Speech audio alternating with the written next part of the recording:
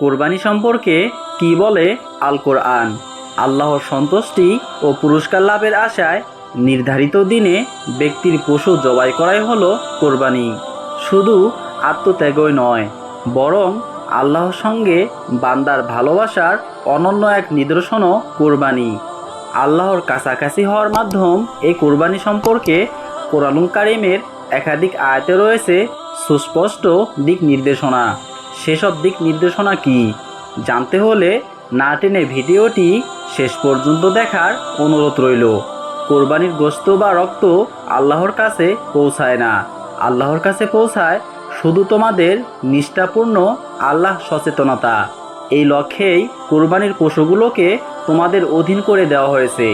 অতএব আল্লাহ তোমাদের সৎপথ প্রদর্শনের মাধ্যমে যে কল্যাণ দিয়েছেন, সেজন্য তোমরা আল্লাহর মহিমা ঘোষণা করো। হে নবী, আপনি সৎকর্মশীলদের সুসংবাদ দিন যে আল্লাহ বিশ্বাসীদের রক্ষা করবেন। নিশ্চয়ই আল্লাহ কোনো বিশ্বাসঘাতক অকৃতজ্ঞকে পছন্দ করেন না। সূরা হজ। প্রথম কুরবানির ইতিহাস অতি প্রাচীন। কোরআনে হাবিল কাবিলের ঘটনাই তার প্রমাণ। ইসলামে প্রথম কুরবানি এটি। হাবিল প্রথম মানুষ যিনি আল্লাহর জন্য একটি পশু কুরবানি করেন। ধর্মীয় বিবরণ থেকে জানা যায়, হাবিল একটি ভেড়া এবং তার ভাই কাবিল তার ফসলের কিছু অংশ স্রষ্টার উদ্দেশ্যে নিবেদন করেন। কুরবানি কবুলের নিদর্শন আল্লাহর নির্ধারিত শরীয়ত বা পদ্ধতি ছিল এই যে আকাশ থেকে আগুন নেমে আসবে এবং যার কুরবানি কবুল হবে তার জিনিস গ্রহণ করবে, অর্থাৎ আগুন সে জিনিসকে জ্বালিয়ে ধ্বংস করে দিবে। সেই অনুযায়ী আকাশ থেকে নেমে আসা নেককার হাবিলের জবাইকৃত পশুটির কুরবানি গ্রহণ করে। অন্যদিকে কাবিলের ফসলস্বরূপ প্রদত্ত কুরবানি প্রত্যাখ্যান হয়। কুরবানির বিধান পরবর্তীতে আল্লাহ তাআলা ইসলামের নবী ও রাসূল মুসলিম জাতির পিতা হযরত ইব্রাহিম আলাইহিস সালাতু ওয়াস সালামকে স্বপ্নযোগে এ মর্মে তার সবচেয়ে প্রিয় বস্তু কুরবানি করার নির্দেশ দেন। আল্লাহ তাআলা বলেন, তুমি তোমার প্রিয় বস্তু আল্লাহর নামে কুরবানি করো।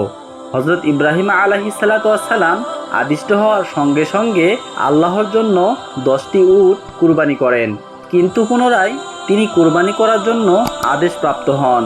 তখন তিনি আবারও 100টি উট কুরবানি করেন। তারপরেও তিনি একই আদেশ পেয়ে ভাবলেন, আমার কাছে তো এই মুহূর্তে সবচেয়ে প্রিয় বস্তু হলো পুত্র ইসমাইল আলাইহিস সালাতু ওয়াস সালাম, এছাড়া আর কোনো প্রিয় বস্তু নেই। তখন তিনি হযরত ইসমাইল আলাইহিস সালাতু ওয়াস সালামকে কুরবানি করতে মিনার উদ্দেশ্যে রওনা করেন।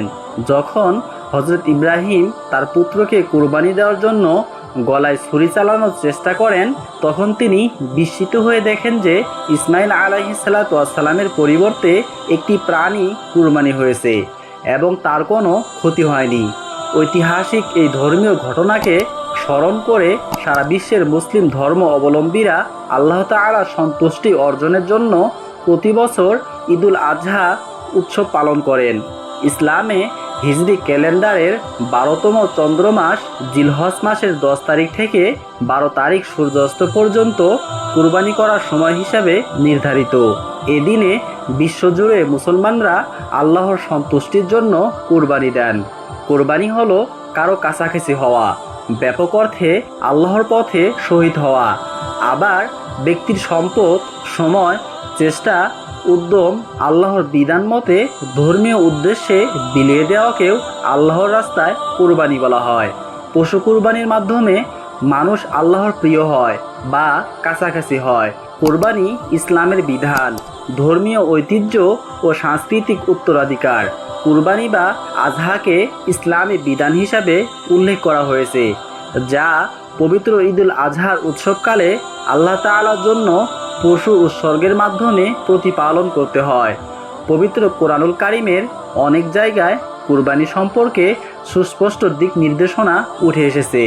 আল্লাহ তাআলা বলেন, আর হজ ও উমরা আল্লাহর জন্য পূর্ণ করো। এরপর যদি তোমরা আটকে পড়ো, তবে যে পশু সহজ হবে তা জবে করো। আর তোমরা তোমাদের মাথা মুন্ডন করো না, যতক্ষণ না পশু তার যথাযথ স্থানে পৌঁছে। আর তোমাদের মধ্যে যে অসুস্থ কিংবা তার মাথায় যদি কোনো কষ্ট থাকে তবে রোজা কিংবা সদকা অথবা পশু জবাহের মাধ্যমে ফিদিয়া দিবে। আর যখন তোমরা নিরাপদ হবে তখন যে ব্যক্তি উমরার পর হজ সম্পাদনপূর্বক তামাত্তু করবে তবে যে পশু সহজ হবে তা জবাহ করবে। কিন্তু যে তা পাবে না তাকে হজে 3 দিন এবং যখন তোমরা ফিরে যাবে তখন 7 দিন রোজা পালন করবে। এই হলো পূর্ণ 10 দিন। এই বিধান তার জন্য যার পরিবার মসজিদুল হারামের অধিবাসী নয়।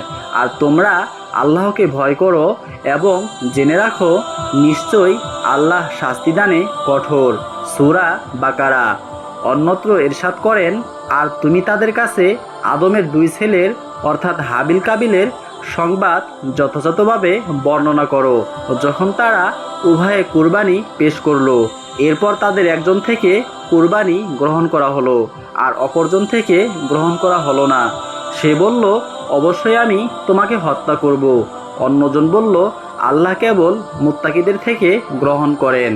আল্লাহ তাআলা অন্যত্র ইরশাদ করেন, কুল ইন্না সলাতি ওয়া নুসুকি ওয়া মাহইয়ায়া ওয়া মামাতি লিল্লাহি রাব্বিল আলামিন লা শারীকা লাহু ওয়া বিযালিকা উমিরতু ওয়া আনা আউয়ালুল মুসলিমিন।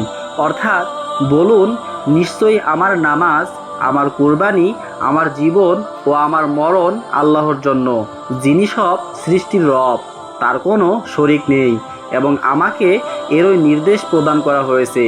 আর আমি মুসলমানদের মধ্যে প্রথম। সূরা আনআম। অন্যত্র আল্লাহ তাআলা ইরশাদ করেন, প্রত্যেক জাতির জন্য আমি কুরবানির নিয়ম করে দিয়েছি যাতে তারা আল্লাহর নাম স্মরণ করতে পারে। যেসব জন্তু তিনি রিজিক হিসাবে দিয়েছেন তার উপর। তোমাদের ইলাহ তো এক ইলাহ, অতএব তারই কাছে আত্মসমর্পণ করো আর অনুগতদেরকে সুসংবাদ দাও যাদের কাছে আল্লাহর কথা উল্লেখ করা হলে তাদের অন্তর কেঁপে ওঠে, যারা তাদের বিপদ আপদে ধৈর্য ধারণ করে, যারা নামাজ প্রতিষ্ঠা করে এবং আমি তাদেরকে যে রিজিক দিয়েছি তা থেকে ব্যয় করে। সূরা হজ। আর কুরবানির উটকে আমি তোমাদের জন্য আল্লাহর অন্যতম নিদর্শন বানিয়েছি, তোমাদের জন্য তাতে রয়েছে কল্যাণ।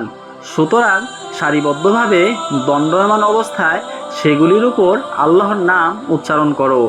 যখন সেগুলো কাত হয়ে পড়ে যায় তখন তা থেকে খাও। যে অভাবী মানুষের কাছে হাত পাতে না এবং যে অভাবী চেয়ে বেড়ায় তাদেরকে খেতে দাও। এভাবেই আমি ওগুলোকে তোমাদের অনুগত করে দিয়েছি যাতে তোমরা কৃতজ্ঞতা প্রকাশ করো। সূরা হজ।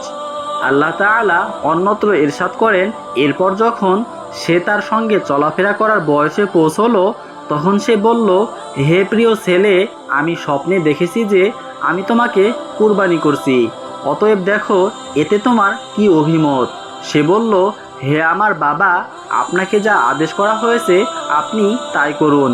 ইনশাআল্লাহ আপনি আমাকে অবশ্যই ধৈর্যশীলদের অন্তর্ভুক্ত পাবেন। সূরা আস-সাফফাত। আল্লাহ তাআলা অন্যত্র ইরশাদ করেন, নিশ্চয়ই এটা সুস্পষ্ট পরীক্ষা আর আমি এক মহান কুরবানির বিনিময়ে তাকে মুক্ত করলাম আর তার জন্য আমি পরবর্তীদের মধ্যে সুখ্যাতি রেখে দিয়েছি। ইব্রাহিমের প্রতি সালাম। এভাবেই আমি সৎকর্মশীলদের পুরস্কৃত করে থাকি। সূরা আস-সাফফাত। এই লক্ষ্যেই কুরবানির পশুগুলোকে তোমাদের অধীন করে দেওয়া হয়েছে। অতএব আল্লাহ তোমাদের সৎপথ প্রদর্শনের মাধ্যমে যে কল্যাণ দিয়েছেন সেজন্য তোমরা আল্লাহর মহিমা ঘোষণা করো।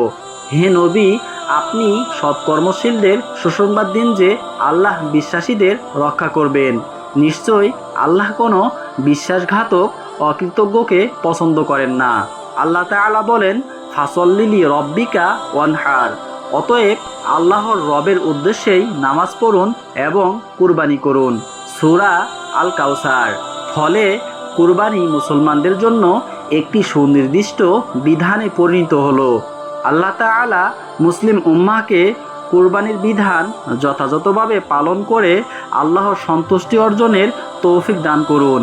আমিন।